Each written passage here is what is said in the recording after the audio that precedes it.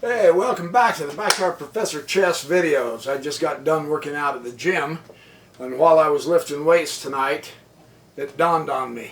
I'm going to kick it up a notch in my videos. We've been doing general strategy, good stuff, center, piece development. On an open field, it's best to have bishops. With a center that's clogged with a lot of pieces, it's best to have knights on outposts, rooks on open files, so on and so forth. And that's good and it's essential, and you don't want to leave it out of your games. But it's time to particularize. It's time for me to sharpen my skills with tactics. Looking at each individual piece and where they can go and what the effect is on other pieces, etc. So I'm going to start a new series on chess tactics, and I'm going to focus on tactics for a while, and we're going to get sharper with tactics. I'm speaking to me, right? I can't think of a better game than to begin showing you the idea of tactics than the 1985 World Chess Championship between Anatoly Karpov and Garry Kasparov. This was real fighting chess, not teaching us how to draw game after game after game like today's World Championships are going. And that's all I'm going to say about it. Let me just say it was disappointing. So anyway, let's take a look at this. When you look at this, what do you see? I see a dork looking at the chessboard. All right, smart Alec. When you look at this position, I meant, what do you see? Well, they're in the middle of the game, right? And they've been fighting each other. Now, it's Karpov's turn. He's playing the black pieces. And he puts the rook behind this other rook. He doubles the rook on the file. He is hitting this bishop, who is becoming a nuisance. He's got the knight pinned to this bishop, blocking off that long diagonal for that bishop. And if he plays his card right, Karpov is going to take advantage. He's going to take control of that file, right? We see Kasparov having that file. Karpov wants this one. So far as we can see, that is a good chess move. I mean, that's using the fundamentals of chess strategy. And that's the blunder that cost him the game. No, come on, dude. You're joshing me, man. No, I'm really not. That move cost him the game. No, come on. He's doubling up the rooks. He's taking a central file. That can't be a blunder. It's a blunder. Let me demonstrate this to you. This is so incredible. Now, I saw part of it, barely, but at least I saw part of it. But, I need to sharpen my tactical skills here. Kasparov blew him away by taking the rook. And you go, holy cow, really? And it's at that point that Karpov resigned. Nah, come on, dude, you're pulling my leg, right? This is like an April Fool's joke in late November. No, at that point, Karpov saw he lost. Now the question for us is, what gives? I mean, really? Let's work through this. This will help us sharpen our tactical insights. Well, okay, you got the queen. It's a queen sacrifice, but for Pete's sake, really? Okay, now notice a feature on this that I have talked about in many of my videos. Truly, sincerely, seriously.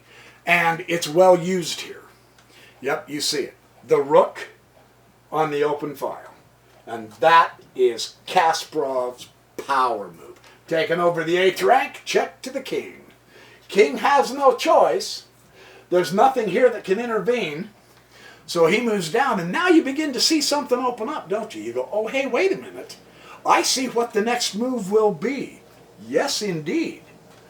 Bishop to e4, check. Very nice. Now, he has no choice at this point but to drop the g6 up there to block the check, right? And now here's where Kasparov really kicks some Watusi. Kablam!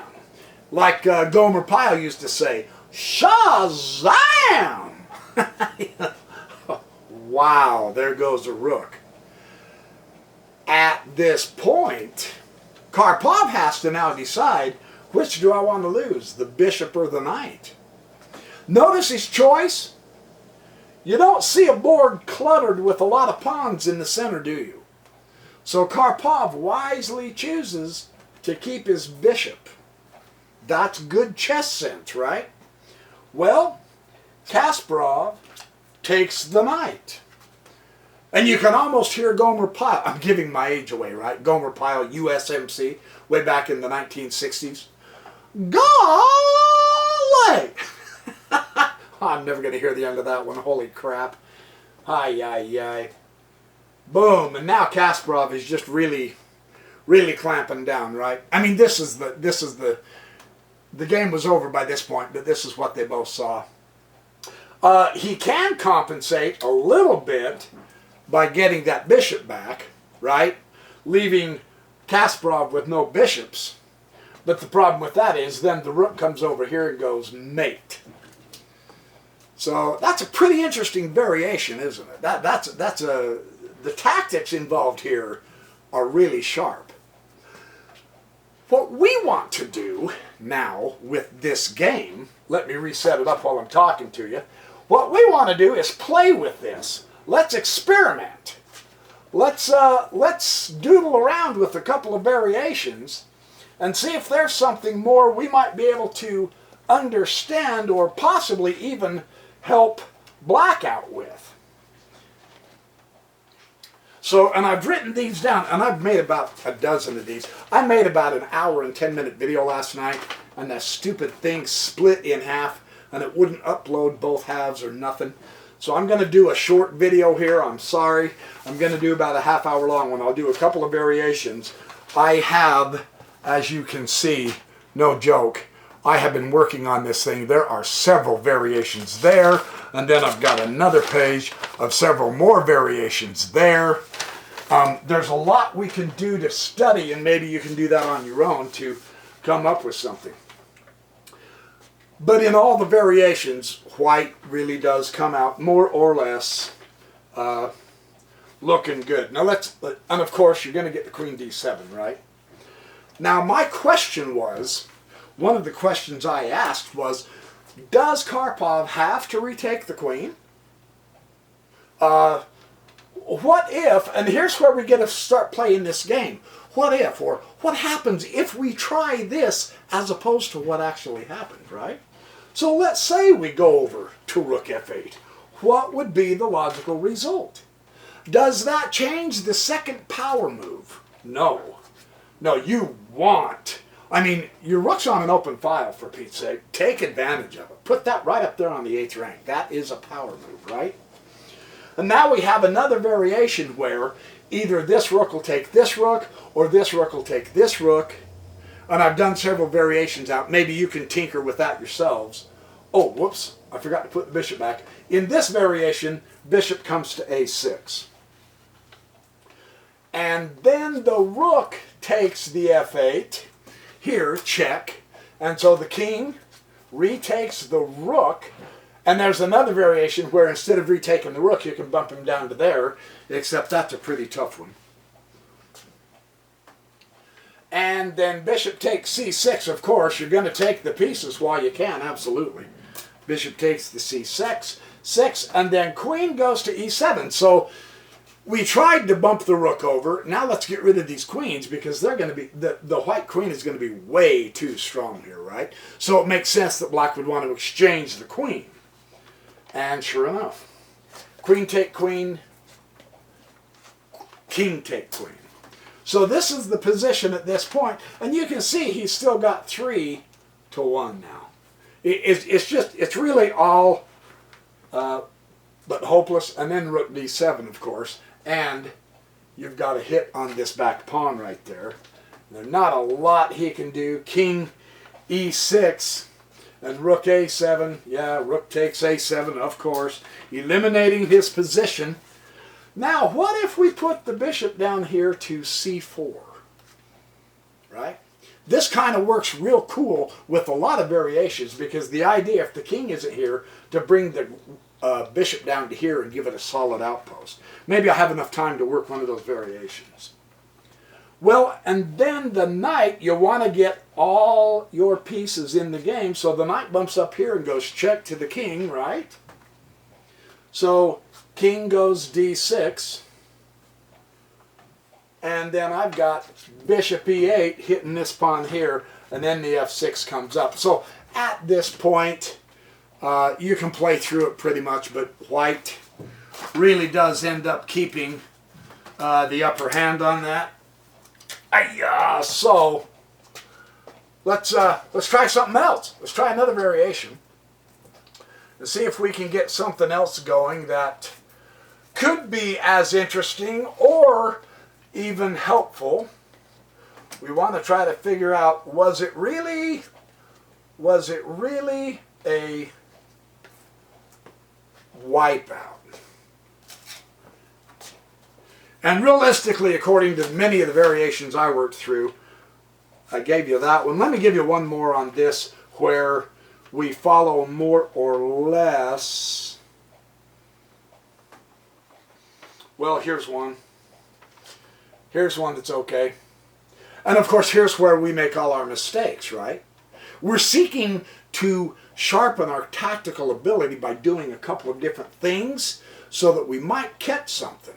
Here's where we make all our mistakes, and in the process of practicing looking at our tactics, making the mistakes, we also make many wonderful discoveries, and we help embed patterns into our chess minds. So this is the value of tactical exercises, right? We've got the queen d7. That's pretty standard. And then I'm going to do this one. This is a short, quick one, but it just shows that no matter what we try, we're going to go through several of the same steps that did occur.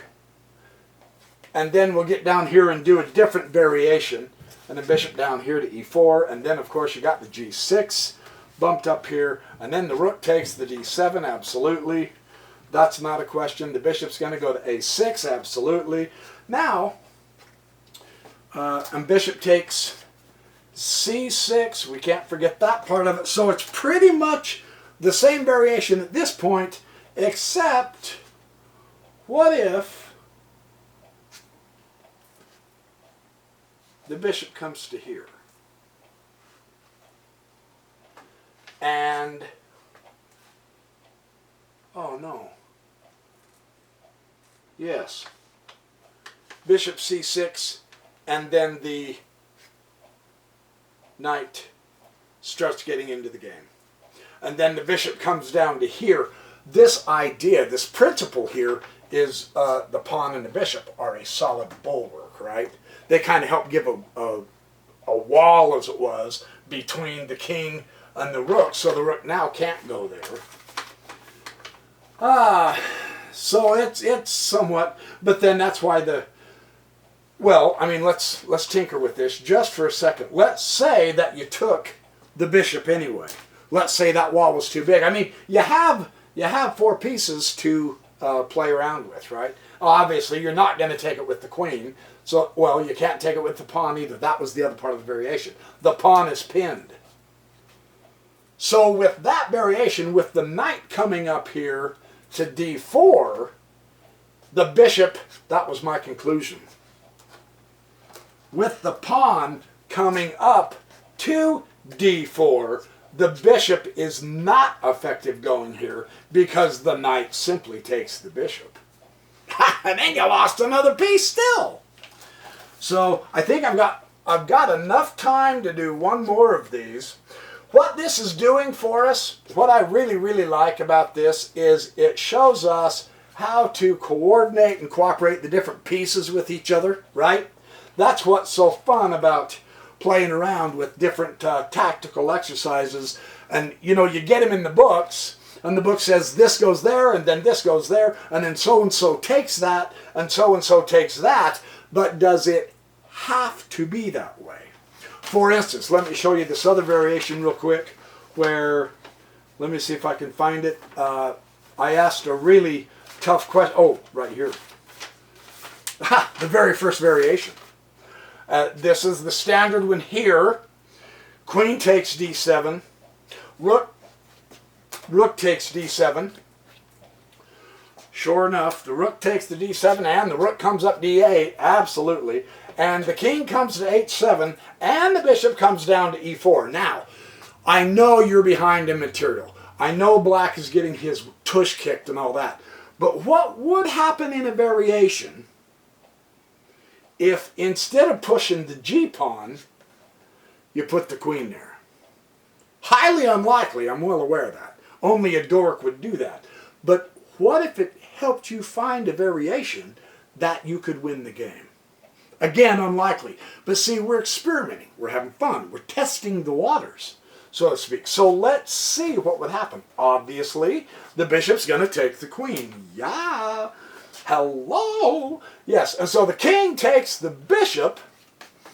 How does this change our pattern here? The king had to take the bishop. And of course, rook is still going to take the rook. There's no question there. But now notice, there's no bishop here to be threatening the knight anymore. It's the rook threatening the bishop. And here's why. The knight can't move. This is so fascinating. When you really look at this, where's he going to go? Here? That square is guarded by this rook and the knight. Is this knight going to go here? No. That square is guarded by that rook and the knight. Is he going to go here? Of course not. Is he going to go here? Of course not. Is he going to go here? Of course not. There's only one essential square. He can't even go here.